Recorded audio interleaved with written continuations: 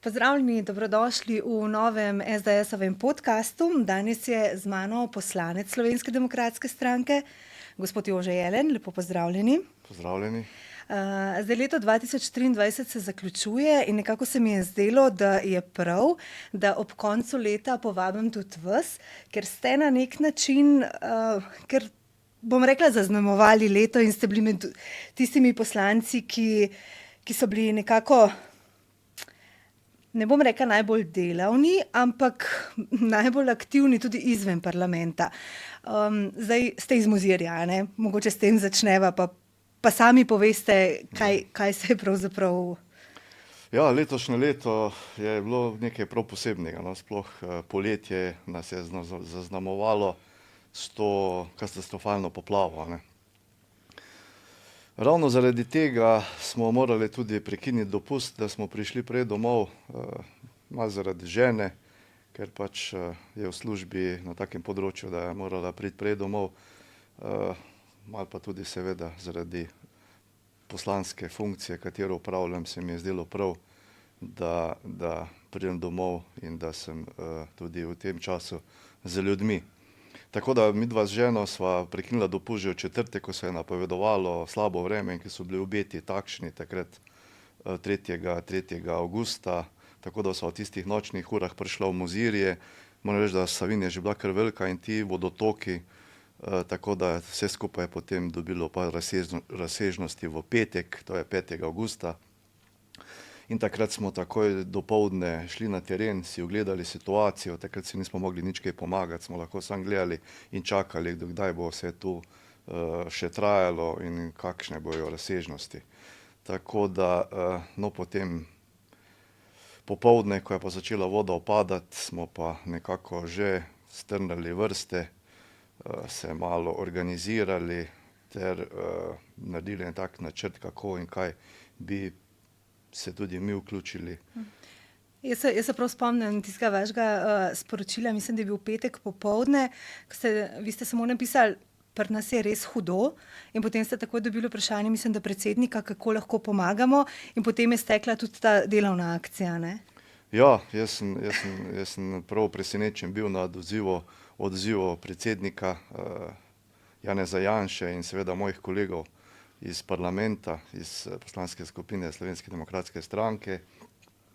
Namreč v soboto zjutraj smo kljub deževju, ker deževje je še zmeraj trajalo, smo se zbrali v Mozirju na trgu, priskočili so nam na pomoč tudi naši prijatelji z stroji, z bagerji, s tovornjaki, tako da smo začeli čistiti ta trški del Mozirja in vse te stranske ulice. Nekaj teh strojev smo posodili tudi komunalnemu podjetju v Mozirju na deponiji, tam, kamor se je pač ves ta material odlagal takrat trenutno. Tako da jaz bi rekel, da smo takrat pomembno vlogo odigrali v kraju in smo res, ljudje so bili veseli, presenečeni, da smo mi sploh tja prišli v tistem času, ker še sami niso vedeli, kako in kaj. Tako da odziv je bil res dober. Jaz sem bil pa vesel, no, da smo se zbrali v takšnem velikem številu, kot je bilo takrat možno, ker poplave so bile po celotni Sloveniji in vsak izmed nas je bil skoraj nekako udeležen v temo in tudi ni bilo za pričakovati, da bi se vsi udeležili, kajti ceste so bile neprevozne. Dejansko je bila panika, izredne razmere so bile takrat soboto, to je bil prvi dan po poplavah. Jaz se tudi spomnim teh fotografij, vsi ste bili v dolgih rokavih, Avgust je bil vsi v dolgih rokavih s kapucami, mislim, da je imel eden od poslancev kapo škorne.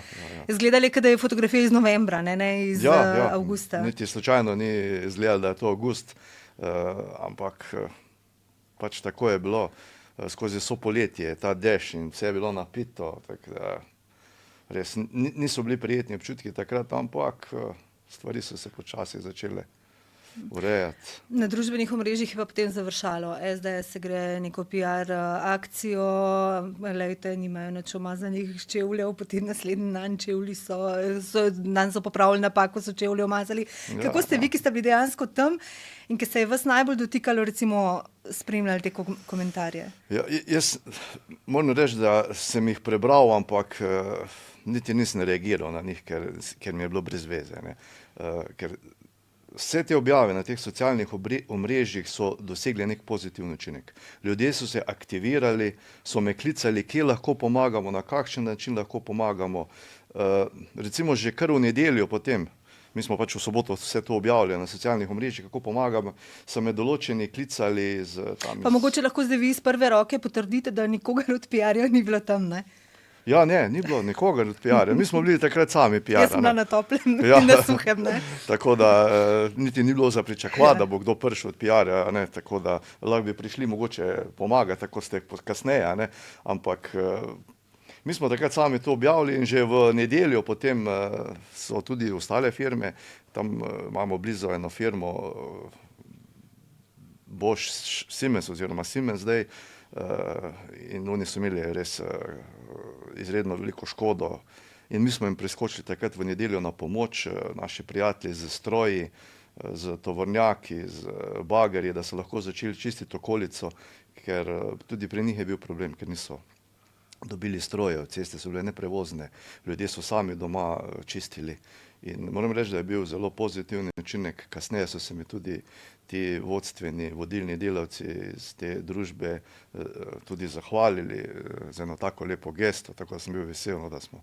pomagali tudi lokalni skupnosti, tudi podjetjem, že takoj drugi dan. In kasneje smo šli potem, kakor je bilo prevozno, tako smo šli po Zgornji Savinjski, vse do Luč. Nekako ste prevzeli to koordinacijo, kot je vodja poslanske skupine enkrat napisala delovne brigade SDS, ne? Ja, jaz sem večkrat pod vsak objavo, recimo sem napisal, pomagali bomo, dokler bo treba, ne. Ker res ljudje so rabili, so bili veseli, ko smo prišli, niti se niso mogli predstavljati, da bomo pač v tem času dopusta, da bojo poslanci prišli in pomagati, sploh so bili veseli, ko je prišel predsednik Janez Janša, to so ljudem tekle solze, to so bili veseli, presenečeni, dobili so eno tako pozitivno energijo, občutek, da niso sami, ne? Tako, dobili so upanje, da se bodo pač začele stvari urejati. Čeprav smo mi v opoziciji smo rekli, takoj, ko bomo pač začeli z zasedanje v Državnem zboru, bomo pa pomagali na drugačen način pri sprejemu teh zakonov in tako da. Ampak ta delovna oblačila so se vas nekako držala kar nekje do, 14 dni nazaj, ali kako? Ja, to poletje je bilo letos dolgo poletje, no. Je še segalo pozno jesen, mi smo kasneje še potem zaključili z eno izgradnjo mosta na Koroškem, tam ima posebno zaslugo moj poslanski kolega Bojan Podkrajšek, za svojo ekipo tam iz Zreč in Konic, tako da so bili domačini tam veseli, še ni dolgo, ko sem bil tam. Nekaj dni nazaj sem še šel tja iskati eno opremo, ko sem jim posodil prek civilne zaščite v Mozirju za razlaževanje prostorov, sem šel iskati tja in so še zmeraj veseli, tako da. Ena prav posebna zgodba se je tudi, mislim pa, da kar dotaknila ljudi, to je bila pa tista harmonika, ne?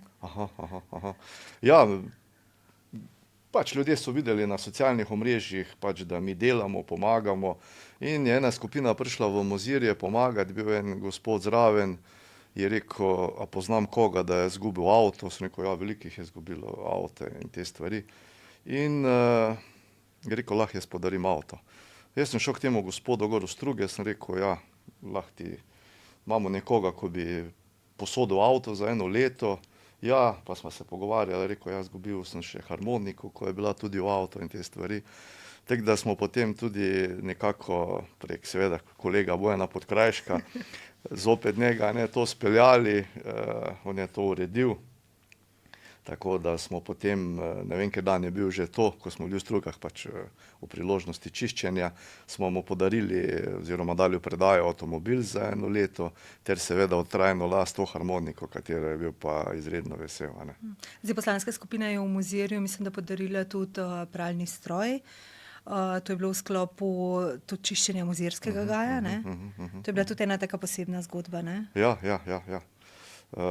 Sem v dobrih kontaktih tudi z predsednikom Hortikulturnega društva Mozirskega gaj in seveda oni so tudi prek socialnih omrežij prosili za pomoč. Ampak dobro, mi smo pač v prvi fazi smo pomagali pri čiščenju domov, pri čiščenju stanovanj. Sem rekel, Darko, pridemo takoj, ko bo mogoče. In res smo se potem takrat zbrali, tudi vi ste bila zraven, je bilo super. In takrat smo našemu članu, ker je pač imel zalite kletne prostore, nekaj bivalnih, smo mu podarili tudi pralni stroj, tako da sta bila z ženo zelo vesela. Veseli so bili tudi ti v Savinjskem gaju, tako da smo tudi tu pomagali, no, in so se nam zahvalili. Zdaj mislim, da včeraj sem dobil nekaj vstopnic, tako da bom lahko vsakemu izmed teh udeležencev, kateri je pač pomagal pri čiščenju, podaril eno vstopnico, da bo lahko šel zdaj na ogled teh božično-novoletnih lučk. Lučke so jim ostale, ne? Lučke so ostale, zato ker jih je pač ta predsednik imel doma, nekje drugje, ko je doma, tako da so. Zdaj, od 4. avgusta naprej ste bili vi vsak dan na terenu, ste delali, ste organizirali, ste iskali stroje, ste iskali lopate, ste počeli marsikaj. Kdaj ste se pa sploh zavedali celotne te razsežnosti? Tisto, ko stopaš nazaj in rečeš, kako je pa to hudo. Ja, zdaj jaz osebno sem še doma imel moja problema, ne. Nad vrtom gor je hribček, zgoraj je gozd in da je takrat prišlo do malo plazenja, ne, ker pač je bilo vse razmočeno. Tako da sem dobil potem še geologa, da mi je malo raziskal teren in imel sem tak malo smešen občutek. Doma nisem mogel takrat nič pomagati, ne, bilo vse mokro, razmočeno, pač sam ne moreš nič narediti, moraš pač dobiti ekipo, stroje, da ti to sanirajo, ampak jaz sem takrat pomagal drugje, sem pač videl, da tam lahko pomagam, doma ne morem. Kasneje smo tudi doma to uredili z ekipami, tako da. Kovačeva kobila ni več bosa. Ja, Kovačeva kobila ni več bosa, no. Tako da se te kar dotakne vse skupaj. Ampak človek ima občutek, da pa le lahko nekako pomaga tudi tistim prizadetim in na koncu imaš tak lep občutek. Mislim, da en dan sem mogel iti po počitniško prikolico na morje. Sem si komaj utrgal en dan, da sva šla z ženo zjutraj kmalu, pa zvečer pozno nazaj. Pa še to se spomnim, da ste imeli kar malo slabo vest, ne? Slabo vest imel res. Ko sem se peljal tja dol, sem rekel pa, dobro, ja, ampak moram iti po njo, a ne? Ja. Če ne bo to zadeva predraga v kampu, moram odpeljati domov, ampak ko se pelješ dol, misliš, bi lahko nekje bil, vsi delajo, se pa vozijo proti morju, pa tule zdaj nekaj. Ja. Ste pa v tem tednu v Državnem zboru sprejemali ta zakon o obnovi. Kako ga vi vidite? Jaz moram pričakovati, da sem od tega zakona o obnovi pričakoval več. Pričakoval sem bolj konkretne stvari in pričakovali smo v Zgornji Savinjski tisto, kar najbolj potrebujemo, neke rešitve celovite, a ne. Vsi točno vejo, kateri so doma ob tej strugi ali ob pritokih ali kjerkoli, vejo gospodarstveniki, gospodarstvo, da pač brez teh razlivnih področij, brez teh suhih zadrževalnikov ne bo šlo, a ne. In nekako smo pričakovali, da bo sestavni del tega zakona tudi mogoče kak načrt, kaka karta teh razlivnih področjih, na podlagi česa bodo potem tudi se določene hiše oziroma gospodarstva morala preseliti, pa da ljudje dobijo rešitve, no, da. Zdaj je minilo že 4 mesece od tega. Ja, da ne vlagajo. Namreč ljudje urejajo okolice, gradijo nazaj škarpe, ograje, ampak imam občutek, da nekateri mogoče to zastonj gradijo, ker enkrat bo mogoče pa res potrebno, da se bojo tam morali preseliti in je škoda, no, da imajo ljudje upanje, da bojo tam ostali, ker po vsem tem, kar se je zdaj zgodilo, bo treba res narediti en tak res v ta prostor in doreči stvari, katere so zdaj. Zdaj je pač bilo tako, da na kmetijskem zemljišču se pač ni smelo graditi nič, čeprav niso bila neka kvalitetna zemljišča tam ob sami reki Savinji oziroma Dreti in pač niso bila zazidljiva, niti gospodarstvo, niti industrijske cone se niso smele tja širiti, kar pa mislim, da bo zdaj potrebno spremeniti, ne, da bo pač. Treba se bo odločiti, kaj je več vredno. Je več vredna ena tovarna z 1500 zaposlenimi ali pa tam ena njiva z koruzo in vemo, kaj rabimo, ne, tako da delovna mesta so za nas v Zgornji Savinjski zelo pomembna. Tako da jaz mislim, no, da bo treba tu še kar nekaj stvari sprejeti in da ni to, no, kar smo pričakovali v Zgornji Savinjski. Zdaj tudi lokalna skupnost oziroma župani so dejali kar nekaj predlogov, pripomb, opozicija, tudi SDS je vložila kar nekaj amandmajev, pa še vseeno ni to, ne?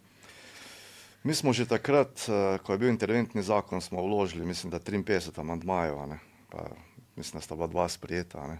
Zdajle smo jih veliko vložili, je bil eden sprejet.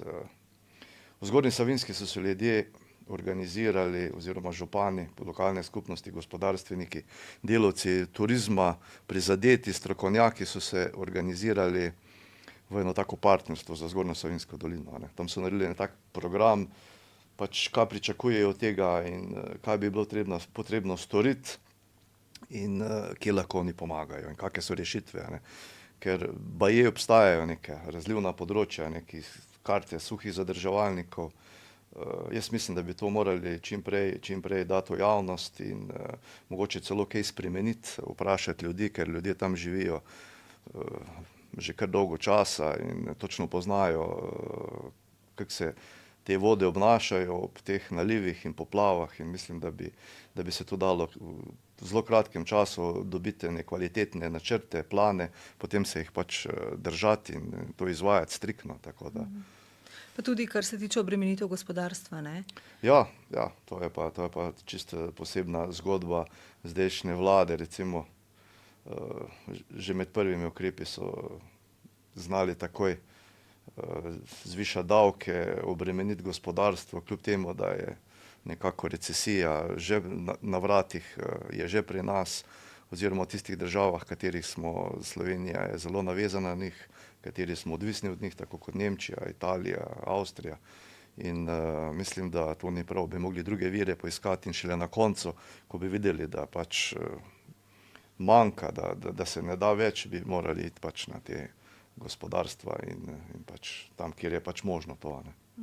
Ste pa prvi mandat poslanec v Državnem Ja, zboru. prvi mandat. Jaz sem brala en vaš intervju čisto na začetku mandata za en lokalni časopis, pa ste rekli, da je malo drugače, kot ste si predstavljali, oziroma da vas je kakšna stvar presenetila.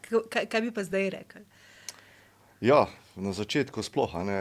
Jaz sem član občinskega sveta že v Mozirju enih 20 let, pa bil sem tudi podžupan in sem včasih imel občutek, da so pač tisti postopki nekje prvo branje, drugo branje tako malo dolgi, a ne, da bi se dalo zadeve določene skrajšati, da bi hitreje tekli postopki, da bi pač hitreje sprejemali te odločitve. In sem mislil, da tu v Državnem zboru malo drugače, ampak tu je še pa trikrat daljše vse skupaj, tako da tu sem bil malo glede tega presenečen na te postopke, ampak potem, ko jih enkrat pač osvojiš, se ti zdi malo bolj normalno, ampak sem prepričan, da bi se dalo določene stvari malo pohitriti, skrajšati. Predtem ste bili pa zaposleni v premogovniku Velenje. Čez kožo ste skočili? Ja, sem skočil na začetku, ja.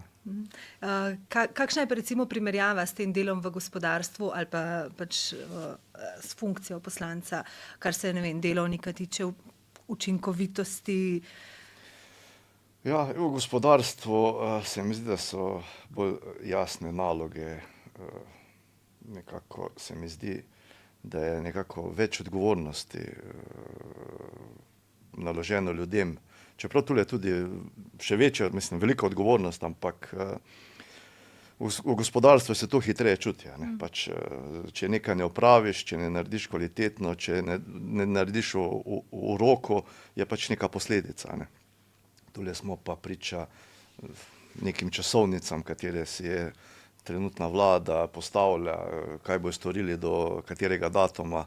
Če tega ni, pač ni, a ne, v redu. Trenutno imajo tudi medije vse na svoji strani, tako da ljudje tega niti ne občutijo.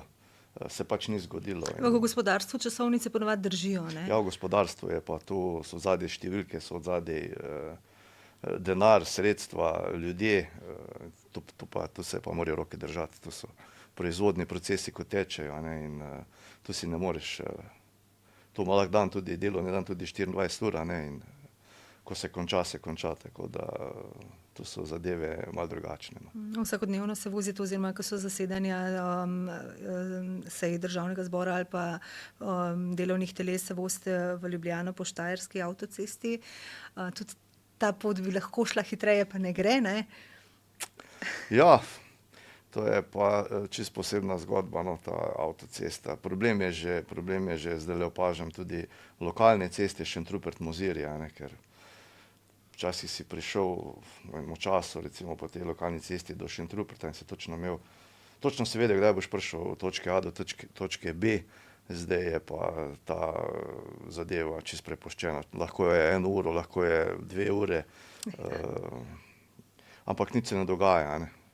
Jaz mislim, da bi tule ministrstvo bi moralo tule razširiti tiste predele, ko se točno vidi, kje so ozka grla, ampak ne razumem tega, no, zakaj ne grejo v to, zakaj se to nič ne dogaja.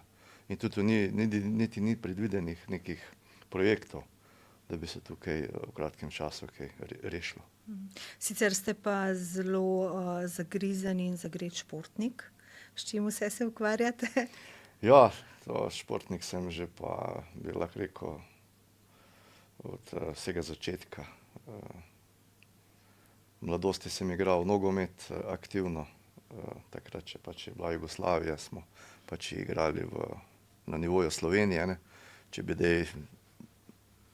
bi zdaj igral nogomet, bi pač na nivoju države, a ne, takrat je bila pač republika, ampak kasneje sem pač smučanje, kolesarjenje, pohodništvo, turno smučanje, v glavnem v vsakem letnem času se najdejo zanimive stvari in zdajle sem že zjutraj sem gledal na Golteh, mislim, da je padlo gor ene 20 do 30 centimetrov snega, komaj čakam, da se zaženejo naprave, imam tudi, vsako leto si kupim tudi sezonsko karto in kakor mi pač sobote in nedelje grem gor pa smučat ali pa s turnim smučkam, tako da izkoristim tudi zimo, a ne. Soproga rada kolesari z vami ali je to bolj pač mora, če želi se malo družiti z vami? Ja, to ste malo zadela, a ne. Če bi njo vprašala, bi verjetno isto odgovorila. Včasih mi reče, zakaj se ne dobim kake moške družbe, da je pretežko za njo, ampak potem malo prilagodim vse skupaj stopnjo zahtevnosti, pa je mogoče malo bolj počasi, pa kak hribček manj, ampak se pa na koncu, ko pride do cilja, je vesela, ampak prej včasih je malo nejevolje, tako da je res, kar ste rekla, ja. Zdaj, kar se nogometa tiče, ne, na športnih igrah SDS-a ste tudi v ekipi poslancev. Ja. Kako pa igrati recimo s predsednikom? Ali malo gledate, da ga ne boste spotaknili, ali da ste kaj bolj previdni? Ali je šport pač šport in tam pač ni nobenih funkcij Ne vem, in hierarhije? Ko enkrat žoga na igrišču, pa ko smo eden proti drugemu, spoštovanje do nasprotnika, ampak da je bilo pa neko posebno spoštovanje, zato ker je predsednik, jaz tega ne občutim, ker predsednik je v dobri kondiciji. In če bi njega To sem vas hotela pa naslednje vprašati, kdo je v boljši kondiciji, ali vi ali predsednik? Ja, predsednik je v boljši kondiciji. Če ga spremljamo, jaz ga iz nogometa poznam že dolgo časa nazaj, a ne. Tako da njega ni za podcenjevati, a ne, da bi rekel zdaj, da bi mu malo več pustil kot drugim, tudi alpinizem in planinarjenje. To je, mislim, da smo lahko veseli, da imamo tako aktivnega predsednika in nas vse skupaj malo vleče naprej, a ne, tako da zdajle tudi se nekaj pogovarjamo, da bi mogoče poslanska skupina čez zimo se en termin določila, pa da bi malo se rekreirali, a ne, tako da bi bili pripravljeni potem za te tekme, ko so na raznih igrah ali pa kakšni obiski v regijah. Jaz predlagam še disciplino sankanja, ne, da bo Ja. pač za vse. Ja, saj športne igre bojo pa kmalu, lepo bomo mogoče dali disciplino sankanja še zraven. Mislim, da so na Rogli letos športne igre, tako da bomo predlagali organizatorje, ne da sankanje. Zraven pohodništva še sankanje, pa bo In zdaj, ko sva ravno pri sankanju, ne, ste pa zelo ponosen dedek. Aha. Mogoče se še s tem malo pohvalite. Ja. Jaz imam 2 hčerke, ne, in obe hčerke imajo po 2 vnuka, vnukico in vnuka, a ne, parček, zdajle pred kratkim, še ni dolgo nazaj, 1. decembra smo dobili še eno vnukico. Je še čisto majhna, ne, tako da je pa tak cukrček, no, glavni. Ni še tistega očesnega kontakta trenutno, a ne, ampak je pa kar pridna, ko jo vzameš vse po naročje, že čuti neko toplino in je tak vesel dogodek. A čas za sankanje z vnuki si dedi vzame? Ja. Tudi zaradi tega sem si kupil sezonsko karto, da bomo oba vnuka vzel na Golteh, da bomo malo skupaj tam na traku. Ta večji vnuk je star 6 let, on že smuča, ta mali je 3 leta pa pol in bomo letos probali narediti prve metre z njemu na smučkah, tako da se veselim tega. No. Super, jaz vam želim obilo užitkov z vnuki, dovolj prostega časa za vse športne izzive, pa bom rekla bolj mirno prihodnje leto, kot je bilo to, in pa čim več uspehov tudi v državnem zboru. Ja, hvala lepa. No, jaz tudi pričakujem vse to, kar ste rekla in upam, da bo tudi v državnem zboru enkrat prišlo do nekih sprememb, pa da bomo ljudem lahko pomagali in da pač izidejo iz te krize, tako je treba in tako si zaslužijo. Ja, upamo vsi skupaj. Najlepša hvala. Hvala tudi vam za povabilo.